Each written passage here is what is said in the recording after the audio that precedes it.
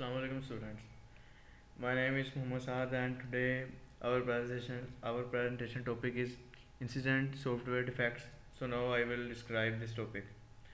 So here आज की video के अंदर जो मैं आपके साथ डिस्कस कर रहा हूँ वो whatmobile.com है, जो क्या कहते हैं एक फ़ोन की स्पेसिफिकेशन मालूम करने के लिए वेबसाइट है जो आमतौर के अंदर यानी कि सारे लोग यूज़ करते हैं। पाकिस्तान के अंदर ये टॉप 5 वेबसाइट्स के अंदर आती है जो फ़ोन सर्चिंग के ऊपर आते हैं। उसकी स्पेसिफिकेशन जब चेक करनी है तो हम इस वेबसाइट के ऊपर जाते हैं।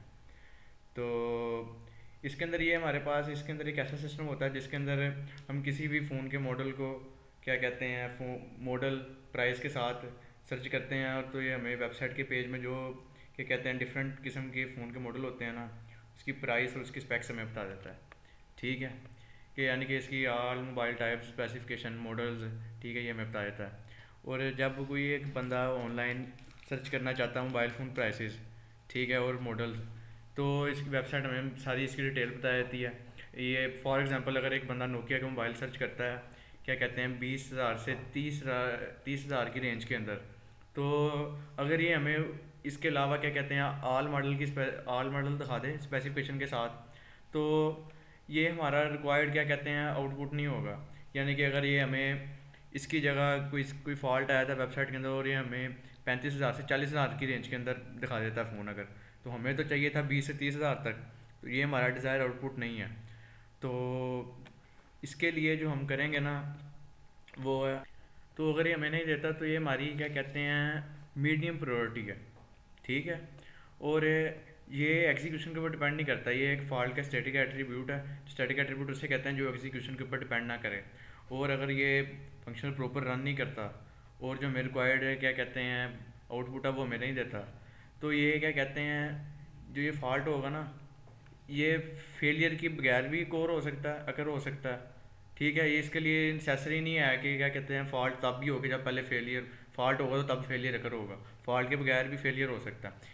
इस एग्जांपल के अंदर default course in the back, यानी कि जो फॉल्ट है ना वो बैक एंड के ऊपर है।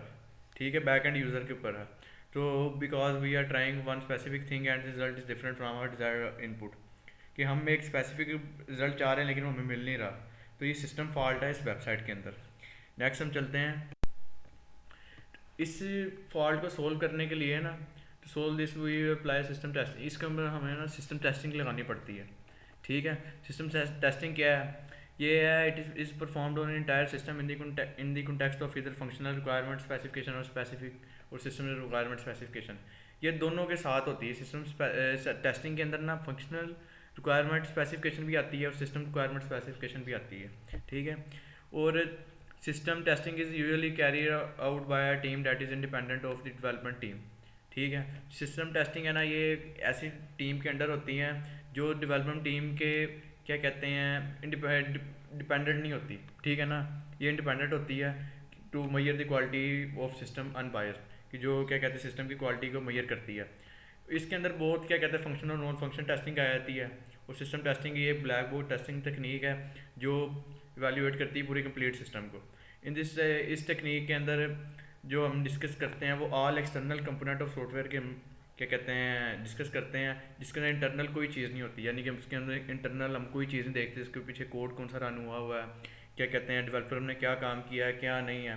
हमने ये क्या कहते हैं black board testing white box testing के बाद आती है। ठीक है, पहले हम उसको देखते हैं जो काम रहा था, फिर हम इसके ज़रिए करते हैं। ठीक है, तो इसलिए हमने इसको इंटरनल कुछ नहीं देखना। और टेस्टर प्रोवाइड्स इनपुट और observe the output generated by system under test, और वो टेस्टिंग के दौरान ही वो उसको इनपुट देता है और आउटपुट देखता है और ऑब्जर्व करता है कि ये जो फंक्शन है ये प्रॉपरली रन कर रहा है नहीं कर रहा। क्योंकि इसके अंदर ब्लैक बोर्ड टेस्टिंग के अंदर ये फंक्शनैलिटी देखते हैं हम क्या कहते हैं सॉफ्टवेयर की, फंक्शन पूरे प्रॉपरली कर रहा है या नहीं कर रहा। अगर नहीं कर रहा तो उसके लिए हम आगे देखते हैं फंक्शन टेस्टिंग या another type of black box testing. ठीक है, जो एक फंक्शन के ऊपर डिपेंड करती है in a way that user expect, जैसा यूज़र चाह रहा है। ठीक है, उस तरह का। और the process of functional testing involve the series of test. इसके अंदर फंक्शनल टेस्टिंग के अंदर ना क्या कहते हैं स्मोक टेस्टिंग आ जाती है, सैनिटी टेस्टिंग आ जाती है, रिग्रेशन टेस्टिंग आ जाती है, इंटरफेस टेस्टिंग आ जाती है। ठीक है, और system and finally user acceptance testing, और ये दोनों बिल्कुल एंड के अंदर फाइनल टेस्टिंग आती है। We should send feedback and gauge the website. तो हमें इसके लिए बचने के लिए जैसे भी हमें पीछे वेबसाइट को फीडबैक आर्टिकल सेंड करना पड़ता है कि वो अपनी वेबसाइट को इम्प्रूव करें, क्योंकि वेबसाइट्स कस्टमर के जो होते हैं ना रिव्यूज़, उनको मद्देनज़र रख के उसके अंदर चेंजिंग करती हैं कि जहाँ पे कस्टमर को कोई भी क्या कहते हैं कोई आ रहा मसला प्रॉब्लम आ रही है उससे रिव्यू लेती हैं, उसको फिर क्या कहते हैं एक उसको देखती है, फिर उसके बाद में सही कर देती है। तो ये हमारा आज का टॉपिक है था, उम्मीद करते हैं आपको समझ आया होगा। तो ओके, अल्लाह हाफिज़।